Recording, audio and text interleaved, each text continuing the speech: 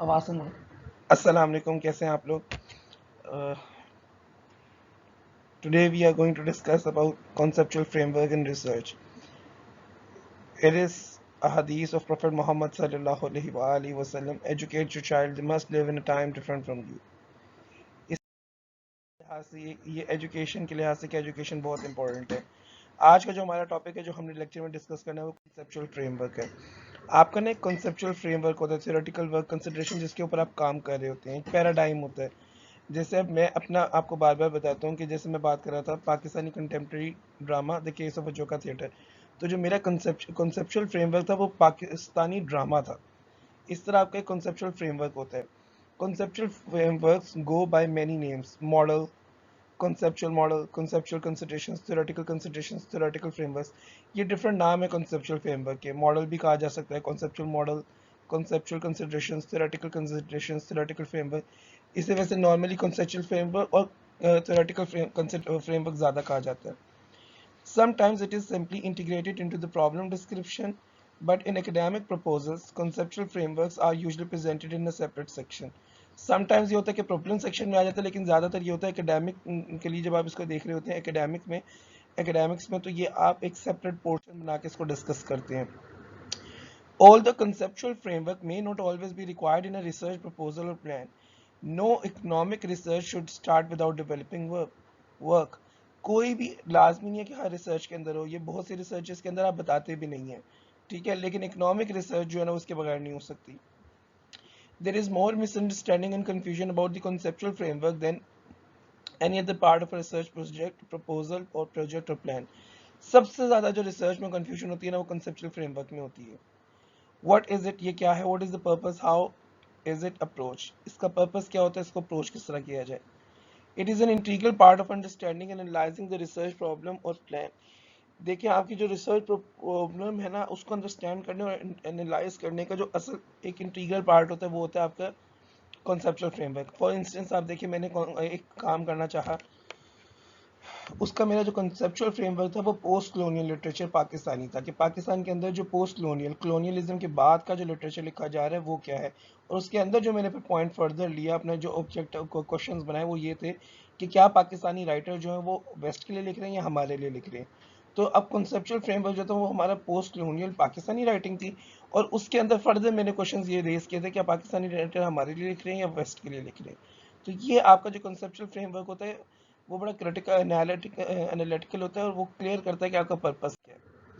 The reasoning in the conceptual framework runs through the whole proposal plan. और proposal और plan जो आपकी conceptual framework में reasoning होती है वो सब में चलती है, जैसे मुझे याद है। बाकी मैं आपसे ना अपना वो प्रपोजल सारा शेयर करता हूँ तो आप लोगों को चीज़ें थोड़ी क्लियर हो जाएंगी इंशाल्लाह। आज मैं अभी बैठ के करता हूँ शेयर, अभी करता हूँ। रिसर्च प्रपोजल में जो आपका आप देखिएगा हम पहले बात करेंगे पोस्ट कॉलोनियलिज्म पे। पोस्ट कॉलोनियल लिटरेचर से हम आएंगे पाकिस्तानी लिटरेचर से हम इस क्वेश्चन के ऊपर आएंगे। ये देखिए कॉन्सेप्चुअल फ्रेमवर्क ये होता है कि वो सारा ऊपर से वही चल रहा होता है, एक अरोमा एक फिजा जो कायम की होती है वो उसने कायम की होती है कि आप किसके ऊपर बात कर रहे हैं। The conceptual framework is often neglected or done hastily and inadequately। ये बहुत बड़ा मसला है कि हम अमूमन कॉन्सेप्चुअल फ्रेमवर्क को सही तरीके से टाइम नहीं देते और करते नहीं, जिसकी वजह से हमारा आगे रिसर्च अच्छी नहीं होती। Reasons for this might be that it requires complex reasoning and abilities। Exactly, असल वजह ये है कि आपने जब conceptual framework लिखना होता है ना तो उसमें आपको बड़ी strong reasoning करनी होती है, solid reasoning होती है। Abstract reasoning, recognition and synthesis of central points, knowledge of existing relevant theory। इसमें आप लगाते हैं थीरीज, जनरल थीरीज लगती हैं। उसके बाद आपने रीजनिंग जो करनी है वो सारी एब्स्ट्रैक्ट है, वो एनालिटिकल है, क्रिटिकल है, उसके ऊपर कोई सॉलिड ग्राउंड आपके पास नहीं मौजूद। इसलिए लोग अमूमन जो ये कॉन्सेप्चुअल फ्रेमवर्क होते हैं थोड़ा बहुत ही डिस्कस करके चले जाते हैं, ज़्यादातर तो लिखते ही नहीं है। Understanding the details of a problem and surrounding issues. फिर जो प्रॉब्लम आप जिस एरिया को आइडेंटिफाई कर रहे हैं कि इसके अंदर आपने आइडेंटिफाई किया कि ये प्रॉब्लम में गैप है, रिसर्च गैप है, इस पर काम नहीं हुआ, आप उसको उसकी डिटेल्स को अंडरस्टैंड करते हैं और उसके साथ और कौन से इश्यूज रिलेटेड है, लेकिन थोड़ा थोड़ा, क्योंकि मैं याद रखिएगा रिसर्च में आपने सिर्फ अपने टॉपिक पर रहना है। It is hard work and often frustrating. ये बहुत मुश्किल काम है, इसीलिए अमूमन लोग इससे कतराते हैं।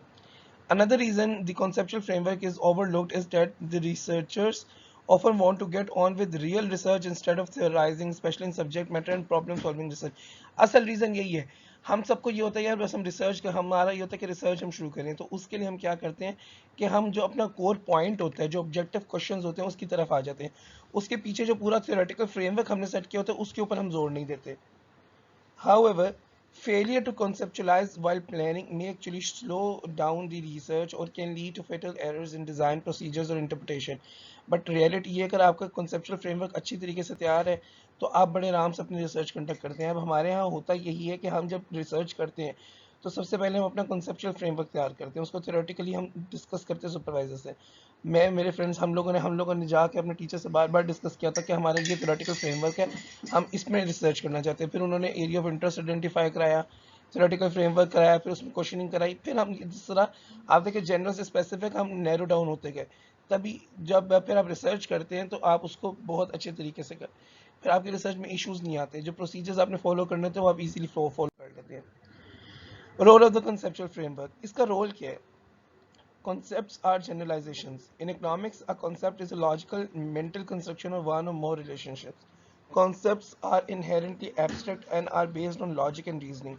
In economics, concepts typically focus on relationships between variables or between operational steps. The primary purpose of the conceptual framework is to lead to hypotheses or steps that are subject to testing. जो आपका conceptual framework है वो basically वो broad generalizations हैं, वो boundaries है जिनके अंदर रहकर आपने रिसर्च करनी है। ये लॉजिकल होती हैं, ये एब्स्ट्रैक्ट भी होती हैं, आपने इनकी बेसिस पे करनी होती है। जैसे मैं आपसे कह रहा हूँ, बता रहा हूँ, बार बार एग्जांपल दे रहा हूँ अपनी रिसर्च की। मेरी रिसर्च इस चीज़ पे थी कि आप पाकिस्तानी राइटर पाकिस्तान के लिए लिख रहे हैं, अपने कंट्री के लिए लिख रहे हैं या वेस्ट के लिए लिख रहे हैं। अब इसकी ब्रॉड जनरलाइजेशन, उसके पीछे जो कंसेप्चुअल फ्रेमवर्क था वो ये था, पोस्ट कलोनियल पाकिस्तानी लिटरेचर, कि पाकिस्तान के अंदर कलोनियलिज्म के बाद जो लिटरेचर लिखा जा रहा है और अब जो पाकिस्तानी राइटर लिख रहे हैं वो किसके लिए लिख रहे हैं। तो आप देखिए कॉन्सेप्चुअल फ्रेमवर्क आपकी जो रिसर्च डिजाइन है उसको तय कर देता है और रिसर्च आपके लिए आसान कर देता है। Source material for the conceptual framework theories, source material theories है। अब ये जो बात मैं बार बार कर रहा हूँ पोस्ट कलोनियल लिटरेचर की, ये सारा थीरीज पे है। ये थ्योरेटिकली डिस्कस हुआ कि पोस्ट कलोनियलिज्म के बाद क्या इश्यूज आए पाकिस्तान के अंदर, जो भी कंट्रीज हैं जो कलोनियलिज्म के बाद आई, जैसे क्या कहते हैं इंडिपेंडेंट हुई, इंडिया है, और क्या कहते हैं अफ्रीकन कंट्रीज हैं वो बहुत ज़्यादा लिखते हैं, बांग्लादेश में बहुत लिखा जाता है। Which theory is relevant? The relevant theory will provide insight into one or more of the following issues. देखिए आपने सबसे पहले कॉन्सेप्चुअल फ्रेमवर्क में तय करना होता है कि कौन सा आप एरिया ले रहे हैं, कौन सा एरिया ऑफ इंटरेस्ट है। जैसे मैंने आपसे कहा कि मेरा था पोस्ट कलोनियल पाकिस्तानी लिटरेचर, कि पोस्ट कलोनियलिज्म के बाद जब अंग्रेज हमें छोड़ के चले गए तो जो लिटरेचर लिखा गया वो। Sources of the research, problem और प्लान, ये प्लान की स्पेलिंग गलत है, PLN प्लान होता है, ई नहीं आना था। Possible solutions to the problem, relevant variables or steps, relationships involved in analyzing the problem, hypothesis to be tested। अब अपना थ्योरेटिकल फ्रेमवर्क कर लिया तो अब उसके बाद में थीरीज पे हम ये देखेंगे कि आप पोस्ट कलोनियल लिटरेचर को देखा, अब उसकी सोर्सेस को देखेंगे, कहाँ से लेकर आएंगे हम, बुक से लेंगे, मैगजीन से रहेंगे। यहाँ पे ना इसके ऊपर बहुत ज़्यादा बुक्स लिखी जाती हैं थीरीज के ऊपर, तो वहाँ से हम डिफरेंट 2-3 बुक से थीरीज पढ़ेंगे। फिर पॉसिबल सॉल्यूशन क्या है उसके, रेलिवेंट वेरिएबल्स क्या, हमारे वेरिएबल्स क्या है पाकिस्तानी लिटरेचर, और उनका कॉन्टेक्स्ट क्या है, उनका रिलेशन क्या है वेस्ट के साथ और हमारे साथ क्या रिलेशन है। फिर हमने एनालाइज करना है उन रिलेशनशिप्स को। अच्छा, मेरी रिसर्च का तो पर्पज़ यही था कि ये देखना कि क्या पाकिस्तानी राइटर्स जो हैं वो वेस्ट के लिए लिख रहे हैं कि हमारे लिए लिख रहे हैं। हमें नज़र आता है, जैसे मैंने कैसा शिराज को लिया था, नज़र आता है कि कैसा शिराज जो है वो रही आउट ऑफ पाकिस्तान है, फॉरेन रही है, छोटी सी थी, पाकिस्तान से बाहर चली गई, अब लिखती हैं तो वो वेस्ट की ऑडियंस के लिखती है। पाकिस्तानी विमेन को, सिंधी विमेन को वो बहुत फ्रस्ट्रेटेड दिखाती हैं। अब वो जो चीज़ें दिखाती हैं वो पाकिस्तान के अंदर वो लॉज और वो जो कस्टम्स है वो ऑब्सोलीट हो चुके हैं। और फिर देखिए ये पाकिस्तान के बारे में लिख रही है, पाकिस्तान में रही कितना, या 1 या 2 दफ़ा इन्होंने विजिट किया था पहले, ये नावल लिखने से पहले, और वो भी कोई चंद दिनों के लिए आई और चली गई, और उसके ऊपर पूरा इन्होंने एक नावल लिख दिया। तो ये इश्यूज़ हैं जिनको हम डिस्कस करते हैं, इस तरह के इश्यूज़ हमने अपने रिसर्च वर्क में डिस्कस करने होते हैं। Hypothesis and hypothesis testing, A primary function of the conceptual framework is to lead to hypotheses relevant to the research problem। अब जैसे मेरा जो conceptual framework था वो था पाकिस्तानी पोस्ट colonial literature, ये मेरा hypothesis भी है। अब मैंने ऐसा framework develop करना है कि मैं इसको चेक करूं कि क्या वाकई पाकिस्तानी राइटर वेस्ट के लिए लिख रहे हैं कि नहीं। Hypotheses result from the reasoning done in the conceptual framework। Hypotheses need to be testable and refutable। Hypotheses are tentative assertions that are subject to testing। अब देखिए मेरा hypothesis ये है कि क्या पाकिस्तानी राइटर वेस्ट के लिए लिख रहे हैं या हमारे लिए। इसको मैंने कॉन्सेप्चुअल फ्रेमवर्क में डिस्कस किया था कि कॉन्सेप्चुअल फ्रेमवर्क क्या था, पोस्ट कॉलोनियल लिटरेचर क्या होता है। कॉलोनियलिज्म के बाद जब इंडिपेंडेंट हुई स्टेट्स, उन्होंने पोस्ट कॉलोनियलिज्म में जब वो इरा शुरू हुआ तो उन्होंने जो कॉलोनाइजर्स थे उनके अगेंस्ट, उनके बारे में लिखना शुरू किया, अपना वर्जन देना शुरू किया। जैसे कोटेशन है, unless the lion bring its own version the story of the Hunt will always be told by the Hunter. जब तक शेर खुद कहानी नहीं सुनाता शिकार की, तब तक शिकारी कहानी सुनाएगा शिकार की। हमारे साथ भी यही हुआ, इंग्लैंड सारी कहानी सुनाता रहा, फ्रेंच सुनाते रहे, अब हम सुना रहे कि हमारे साथ हुआ क्या।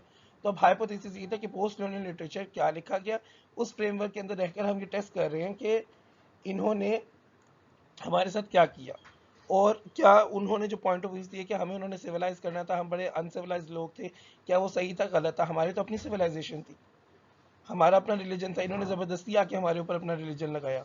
ठीक है, आपको पता है एक वक्त के बाद इन्होंने पाकिस्तान के अंदर, पाकिस्तान इंडिया बांग्लादेश के अंदर जबरदस्ती ये कॉलेजेस यूनिवर्सिटीज बनाई, जिसमें इन्होंने अपने रिलीजन की तालीमात दी और हमारे रिलीजन को इन्होंने टारगेट किया यहाँ पर। ये सारा का सारा कुछ जो है इन्होंने किया। अब ये थोड़ा सा करते हैं जी कि हमें इनसे क्या है, हमें इनसे मसला हमें ये है कि देखें, आप किसी के ऊपर रिलीजन वगैरह नहीं अपने इम्पोज करते, इन्होंने ज़बरदस्ती हमारे ऊपर अपना रिलीजन इम्पोज किया। उसी की वो जो 1857 की वॉर ऑफ इंडिपेंडेंस हमने लड़ी, वो इसीलिए लड़ी थी क्योंकि ये तो हमारे ऊपर मजहब लगाने को आ गए थे, और इन्होंने लगाया। ये government college university, saint Anthony school, ये एफसी कॉलेज, ये जितनी चीज़ें ये आपको सारी मजहबी थी।